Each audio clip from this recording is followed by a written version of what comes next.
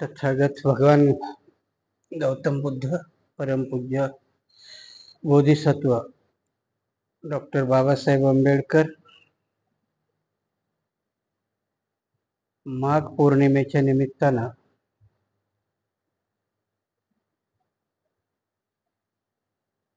आज आपण सर्वजण इथं उपस्थित आहात. बौद्ध धर्मामध्ये असणाऱ्या 12च्या 12ही पौर्णिमा कुठल्या ना कुठल्या कामाकरता किंवा कुठल्या ना कुठल्या महत्वाच्या गोष्टीकरता महत्वाच्या आहे. आणि भगवान बुद्धाने प्रत्येक पौर्णिमेला काही ना काहीतरी महत्वाची कामं किंवा महत्वाच्या घटना घडलेल्या आहेत. महाराष्ट्रभर झालं, छोट्या प्रमाणात असेल, मोठ्या प्रमाणात असेल, छोट्या नगरात असेल, मोठ्या नगरात असेल, पौर्णिमा ह्या पाळल्या जातात. ठीक आहे ना. पौर्णिमेचं महत्वही सांगितलं जातं. मग त्या महत्व पौर्णिमेचं आपण जेव्हा सांगतो किंवा स्वीकारतो, त्याला काही कारण आहेत का?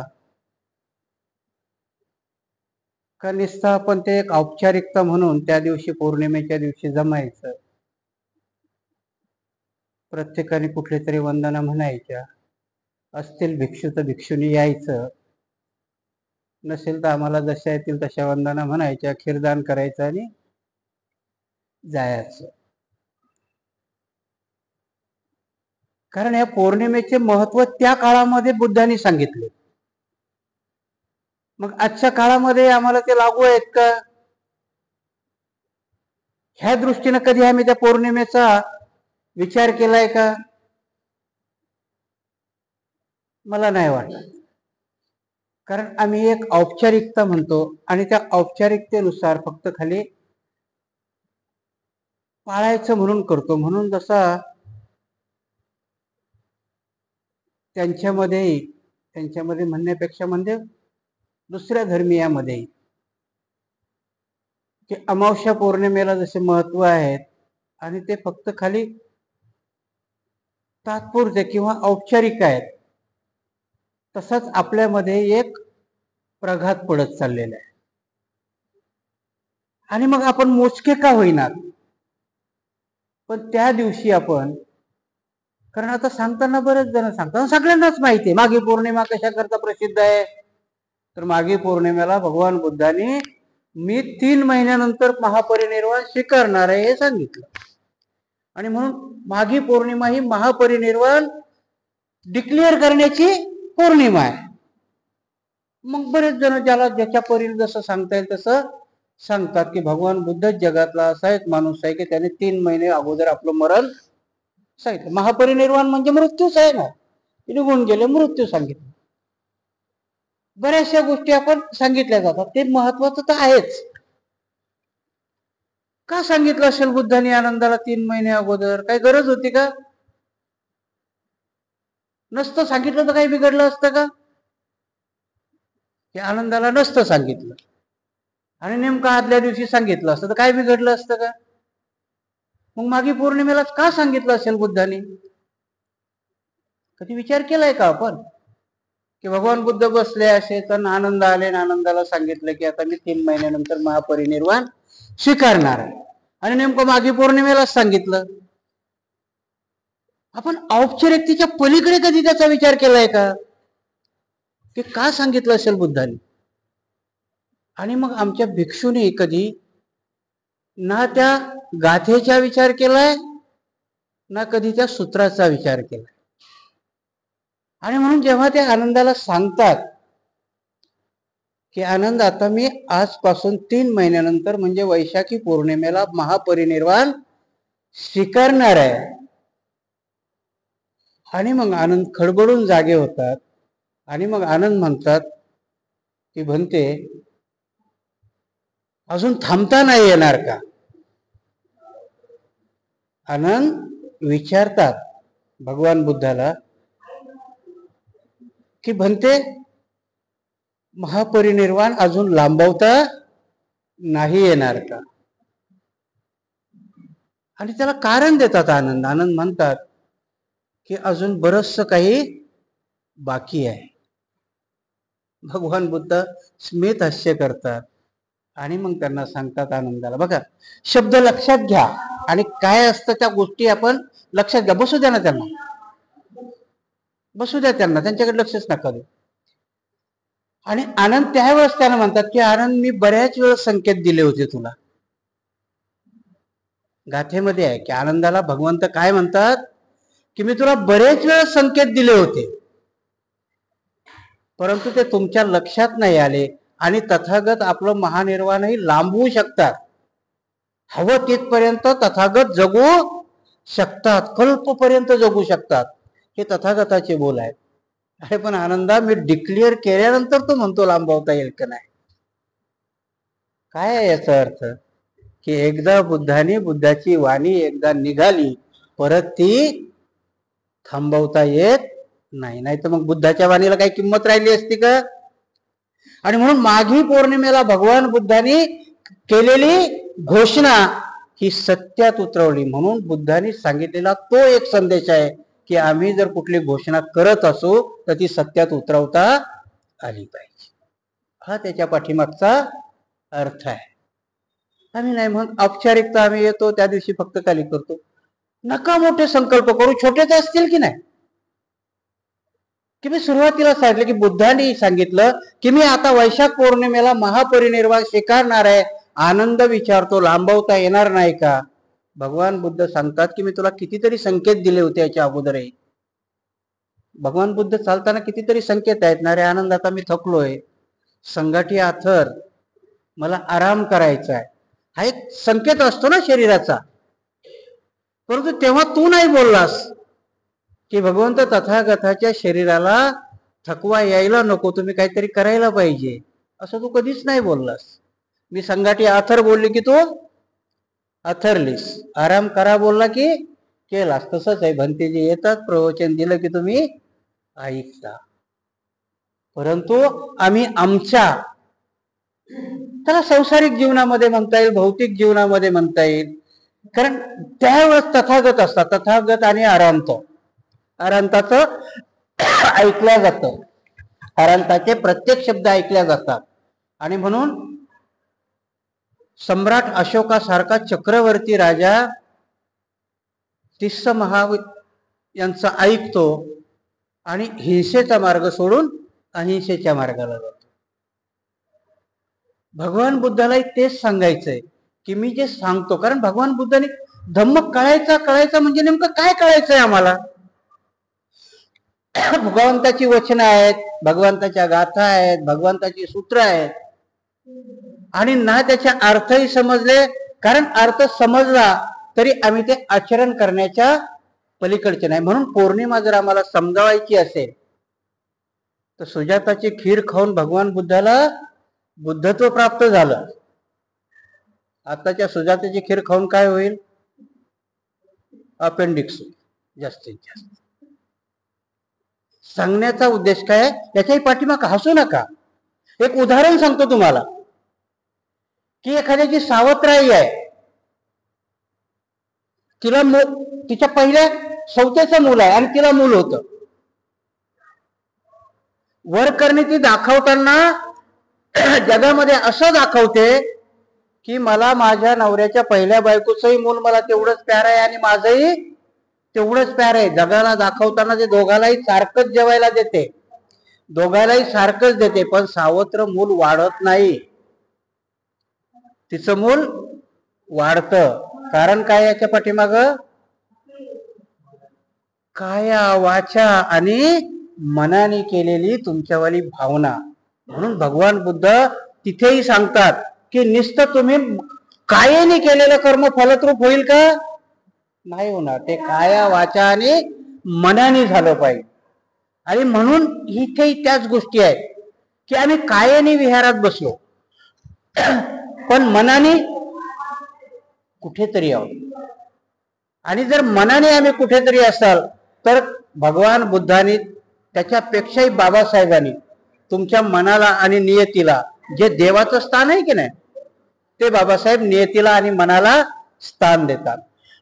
आणि म्हणून आपण ह्या पौर्णिमेच्या दिवशी, की भगवान बुद्धांनी जसं 3 महिने अगोदर सांगितलं की मी महापरिनिर्वाण स्वीकारणार आहे, तसं प्रत्येक पौर्णिमेला काही ना काही घडलेलं आहे.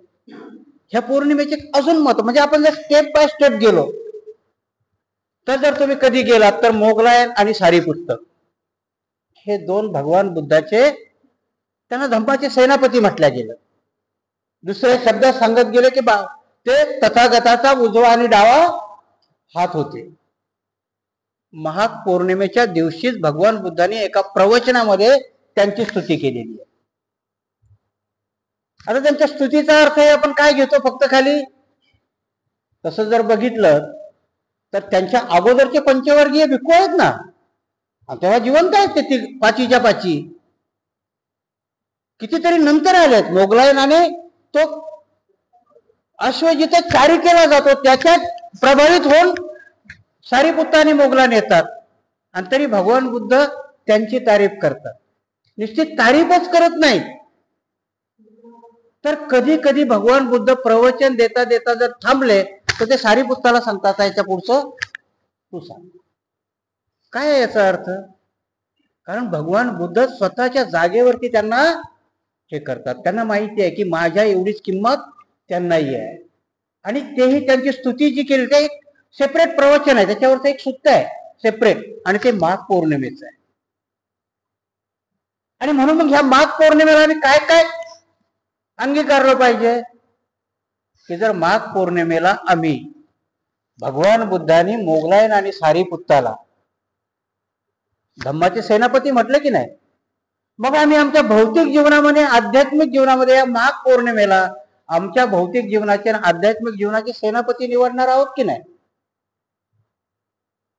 जर निवडणार नसतील तर मग ही पौर्णिमा मानण्यात काही अर्थ आहे का? काही नाही. मग आता तुम्ही म्हणाल भगवान भंतेजी कसे सेनापती निवडायचे? लढाईवर पाठवायचे सेनापती तर नाही निवडायचे ना तुम्हाला. आणि म्हणून त्यावेळेसही सांगितलं की बाबासाहेबांनी डोळे झाकलेला बुद्ध स्वीकारला नाही. जर बाबासाहेबाच्या दिल्लीच्या घरामध्ये गेलात तर डोळे उघडे असलेले भगवान बुद्धाची मूर्ती आहे. आणि म्हणून मग आम्ही या संकल्पना स्वीकारत असताना ह्या पौर्णिमेच्या महत्वाच्या संकल्पना स्वीकारल्या पाहिजे. आणि म्हणून बाबासाहेब तिथे सांगतात, बाबासाहेबाला एका पत्रकाराने प्रश्न विचारला की बाबासाहेब तुमचा नेमका बौद्ध धर्मातला पंथ कुठला आहे? शाम हॉटेलवरती एका पत्रकाराने बाबासाहेबाला प्रश्न विचारलेला आहे. आम्हाला महायान माहिती आहे, तंत्रयान माहिती आहे, परंतु तुम्ही आता जे सांगताय, कारण बाबासाहेबांनी दीक्षेच्या अगोदरचं भाषण आहे बाबासाहेबाचं आहे आणि ते डिक्लेअर झालेलं आहे वर्तमानपत्रामध्ये, आणि त्याच्यामध्ये तो पत्रकार विचारतो की त्याच्यामध्ये तर मला कुठलंच हे वाटत नाही, आणि तो बोलता बोलता बोलतो की बाबासाहेब हा तुमचा नवयान नावाचा पंथ तर नाही. बाबासाहेब म्हणतात की तुला म्हणायचं तर तसं म्हण. बाबासाहेबांनी डिक्लेअर नाही केलं, पण तुला म्हणायचं तर ते म्हण. म्हणजे बाबासाहेबांची संकल्पना काय आहे की बौद्ध धम्मामध्ये आम्ही हेच परत सांगता येईल तुम्हाला. बाबासाहेबांनी स्पष्टपणे सांगितलं की पौर्णिमेच्या महत्वातलं काय काय स्वीकारायचं, तर बाबासाहेबांनी बुद्ध धम्मामधलं काय काय स्वीकारायचं आणि काय काय टाकायचं. म्हणून मागच्या प्रवचन मागच्या मिलिंद प्रश्न वाचताना मी तुम्हाला सांगितलं होतं की आजच्या घडीला तुमच्या लक्षात येईल की नाही येईल, परंतु आपल्या भिक्षू संघामध्ये आता, त्यावेळेस तर अशोकाने काढले 60,000, आताही आपल्या भिक्षू संघामध्ये सरबेसळ सुरू आहे. कारण हे आपल्या तुमच्या काही लक्षात येणार नाही. कारण त्यावेळेसही सम्राट अशोकाच्या लक्षात आलं की हे भिक्षू बौद्ध धर्मामध्ये भेसळ करून बुद्ध धर्म लयाला नेण्याची गोष्ट करतात. आणि म्हणून या पौर्णिमा मानण्याचा किंवा पौर्णिमा साजऱ्या करण्याचा किंवा पौर्णिमा अंगीकारण्याचा कारणच हे होतं की संगायन 100 वर्षांनी झाले ना. पौर्णिमा म्हणजे तुमचं संगायन आहे. पौर्णिमा म्हणजे तुम्ही सच्चा बुद्धांनी केलेलं संगायन आहे. आणि त्या दृष्टीने म्हणून मी सांगितलं की भगवान बुद्धांनी माघ पौर्णिमेला मोगलायन आणि सारीपुत्ताची वाहवा केली, त्यांच्यावाला गौरव केला. म्हणून ह्या पौर्णिमेच्या निमित्तानं आम्हालाही ओळखता आलं पाहिजे की आमच्या बौद्ध धम्माचे सेनापती कुठे आहे, कोण आहे. आणि जर नसतील तर नुसती खीरच खायची असेल तर मग मात्र त्या पौर्णिमेला काही अर्थ नाही. ओळखता आलं पाहिजे आम्हाला, भले थोडक्याला का ओळखता येत नाही. कारण मी सांगितल्यानुसार की धम्म जिवंत राहायला कारणीभूत तेवढाच तुमचा समाज किंवा तेवढाच उपासक सजग असेल तर धम्म टिकतो, नाही तर टिकत नाही. बुद्ध धम्म लयाला जाण्याची कारणही तीच आहेत. कारण जसे भिक्षू इथून नाहीसे झाले तसा समाजही हळूहळू हळूहळू त्यामध्ये ढलत गेला. मागच्या वेळेस मी तुम्हाला उदाहरण सांगितलं होतं की बंजारा समाज तुम्ही जर आज गेलात ना तर बंजारा समाजामध्ये आजही पंचशील जशाला तसं आहे, पण ते त्याला 5 पारा म्हणतात. अष्टशिलाही त्यांच्या जशा, म्हणजे ही बौद्धाची संस्कृती त्यांनी जपलेली आहे पण वेगळ्या भाषेत, कारण त्यावेळेस हल्ले होत होते. आणि म्हणून तुम्ही जर गेला तर बंजाराची भाषाही वेगळीच आहे. तुम्हाला माहिती आहे की नाही माहिती नाही, पण जवळजवळ आपल्या प्रत्येक जातीच्या भाषा वेगळ्या. मातंग समाजामध्ये फारसी नावाची एक भाषा होती. आताच्या मातंगाला येते की नाही मला माहिती नाही, परंतु त्यांची भाषा होती की ती तुम्हालाही समजत नव्हती. कारण ह्या भाषा म्हणण्यापेक्षा बोली, ह्या बोली डेव्हलप करत गेले आणि त्याच्यामध्ये धम्म जागृत ठेवत गेले, परंतु तो लयाला गेला. आणि म्हणून पौर्णिमा आपल्याला जेव्हा आपण साजऱ्या करतो त्याच्या पाठीमागचा उद्देशच तो आहे की आम्ही त्या साजऱ्या केल्या पाहिजे. की जसं माघ पौर्णिमेला भगवान बुद्धांनी मोगलान आणि सारीपुत्ताची वाहवा केली आणि सांगितलं की माझ्या प्रवचनानंतर हे अर्ध माझं प्रवचन हे पूर्ण करू शकतात. अभिधम्मपीठक त्यांनी तुषित देशामध्ये आपल्या आईला सांगितलेलं आहे. टीका होत नाही असं नाही, की जसं हिंदू धर्मातली लोक म्हणतात ना की तुम्ही सांगता वेद देवाने निर्माण केलेत, मग तुमचं या अभिधम्म भगवान बुद्धांनी तुषित लोकात सांगितलंय ना. परंतु तुषित लोकात सांगताना भगवान बुद्ध संकिसामध्ये येऊन ते सारीपुत्ताला सांगत होते. म्हणजे देववाणी नाहीये, सारीपुत्ताला येऊन ते सार सांगायचे. आणि सारीपुत्त येऊन आपल्या 500 भिक्षूच्या अगोदर ते आनंदाला सांगायचे. कारण आनंदाने भगवंताकडून वचनच घेतलं होतं. जेव्हा त्यांना त्यांचा स्थावक नियुक्त केले त्यावेळेस भगवान बुद्धाकडून आनंदाने 8 वचनं घेतली होती. की भगवान बुद्धाचं ते एक वचन होतं की तुम्ही जर मी हजर नसताना कुठेही प्रवचन दिलं तर मात्र विहारात येऊन ते मला सांगायचे. आणि म्हणून जेव्हा सुत्त पिटकाचं विनयपिटक म्हणते उपालिनी अग्रसेवक होते, सुत्त पिटकाचे अग्रसेवक कोण होते? आनंदवती. कारण बुद्धाचं एक ना एक वचन कबूलच करून घेतलं होतं त्यांनी. तसंच ह्या पौर्णिमेला आपण जसं सांगितलं की आम्हाला ते ओळखता आला पाहिजे की आमच्या धम्माचे सेनापती कोण आहे, आमचे सगळे धम्म सांगणारे कोण आहेत. तर ह्या माघ पौर्णिमेचा आपल्याला अर्थ कळेल. तिसरं कारण काय घडलेलं आहे की भगवान बुद्धाचा वैशालीला वर्षवास झालेला आहे. आणि कुठे डिक्लेअर केलंय भगवान बुद्धांनी? हे वैशालीमध्येच केलेलं आहे. ते आनंदाला सांगतात की आनंदा आता ही आपली वैशालीची शेवटची भेट आहे. बघा आता आपणही कुठे असतो? भगवान बुद्ध वैशालीमध्ये सांगतात की आपली शेवटची भेट आहे. आणि त्या वैशालीमध्ये आपल्या हातातलं भिक्षापात्र त्या वैशालीच्या लोकांना भेट देत. काय प्रतीक आहे याचं? भगवान बुद्धांनी वैशालीच्या लोकांना लिच्छवींना भिक्षापात्र दिलंय आणि त्या भिक्षापात्रावरती तिथेच तो उभा झालाय. कारण आजही जेव्हा आम्ही खरे सेनापती ओळखू, खरा बौद्ध ओळखू, त्यांनी दिलेल्या संकल्पना जेव्हा आम्ही आचरणात आणू तोच एक प्रतीक आहे ना. कनिष्ठ स्तूप आहेत, उत्खनन झालं, स्तूप सापडलं, नालंदा सापडली, तक्षशिला सापडली, विक्रमशिला सापडली, पुढं काय सापडलेले विहार त्याच्यापेक्षा अजून आम्ही कितीतरी पटीने बनवले, पुढे काय? त्याचा अर्थच तो आहे की भगवान बुद्धांनी वैशालीच्या लोकांना दिलेलं भिक्षापात्र आहे. तर त्यांना सांगितलेलं आहे की आता मी परत येणार नाही, हा माझा धम्म आहे. म्हणून तसंच आनंदाने विचारलं की तुमचा वारस कोण आहे? भगवान बुद्ध वारस सांगतात का?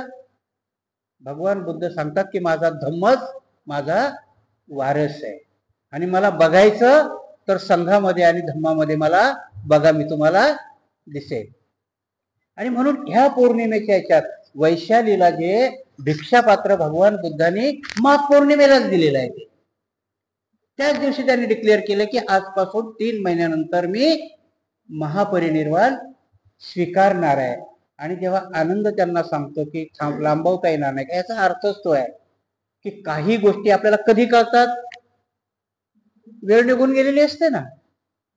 भगवान बुद्धही त्याला सांगतात की मी बरेच वेळेस संकेत दिले होते, हा तथागताच्या हातातही आहे, ते कल्पपर्यंत थांबवू शकतात, परंतु तथागताचे वचन कधी खोटे होत नाही. मागेही मी सांगितलं तुम्हाला की भगवान बुद्धाच्या प्रत्येक वचनावरती पंथ निघाले, परंतु एकही वचन भगवान बुद्धाचं कुठल्याही पंथाने खोटं ठरवलं. त्यांनी त्यांच्या पद्धती अलग अलग केल्या, स्थविरवादानी वेगळ्या केल्या, महायानाने वेगळ्या केल्या, परंतु भगवान बुद्धाचं एकही वचनामध्ये भेसळ केली नाही. आणि म्हणून भगवान बुद्धांनी धम्मपदातले काही प्रसंग किंवा जातक कथा नाकारल्या असतील, पण भगवान बुद्धाच्या वचनाला बाबासाहेबांनी कधी धक्का लावले नाही. म्हणून भगवान बुद्ध सांगतात की भगवान बुद्धाची वचनं घुसडली गेली, पण 82,000 वचनं भगवान बुद्धाची जशाला तशी आहे. आणि 2,000 जी अरहंत भिक्षुनीने केलेली, अशी 84,000. तुम्ही विचार करा की 45 वर्षामध्ये भगवान बुद्धांनी 82,000 वचनं दिलेली आहे. आणि प्रत्येक पौर्णिमेला काही ना काही विशेष सांगितले, म्हणजे एवढा मोठा धम्म सांगितलेला असताना. म्हणून आज आम्ही या विहारामध्ये बसलो तर आम्हाला पौर्णिमेचे महत्व कळाले पाहिजे. आणि त्या पौर्णिमेचे महत्व कळता कळता त्या पौर्णिमेच्या महत्वानुसार आमच्यात आचरण आले पाहिजे. शेवटचा प्रसंग आहे माघ पौर्णिमेचा, आनंद भंतेजीचा.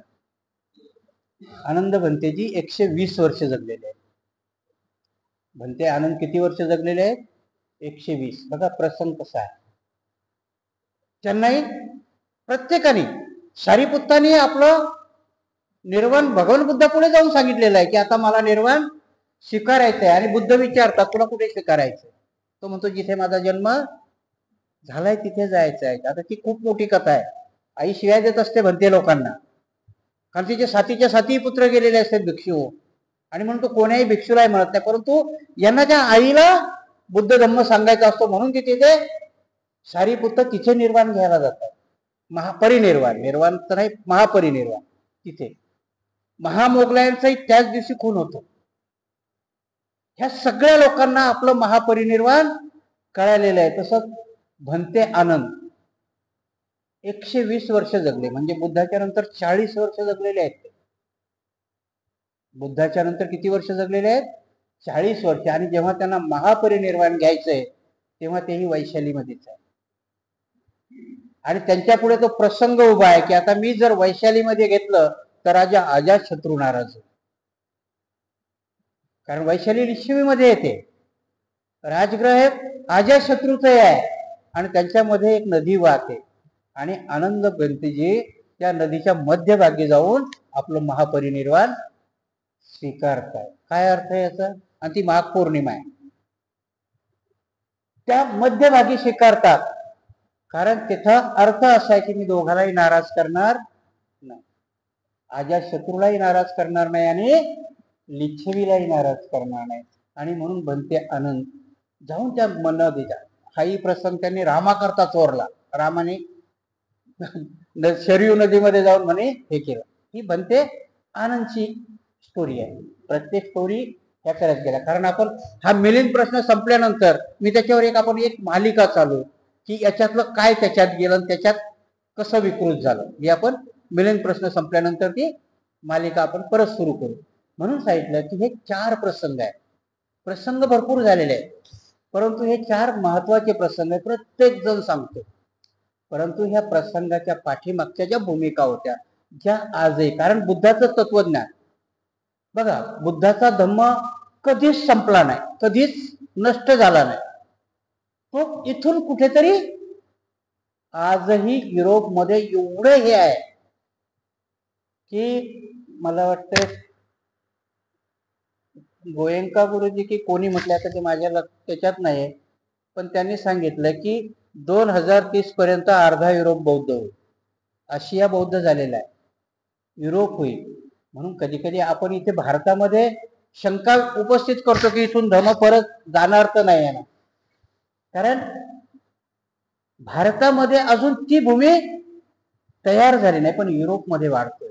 आणि म्हणून कधी कधी म्हणतात ना की जिथं पिकतं तिथं विकत नाही, म्हण आहे की नाही आपल्या, जिथं पिकतं तिथं विकत नाही. कोकणात नारळ स्वस्त आहे, परंतु त्याची किंमत इकडे जास्त असते.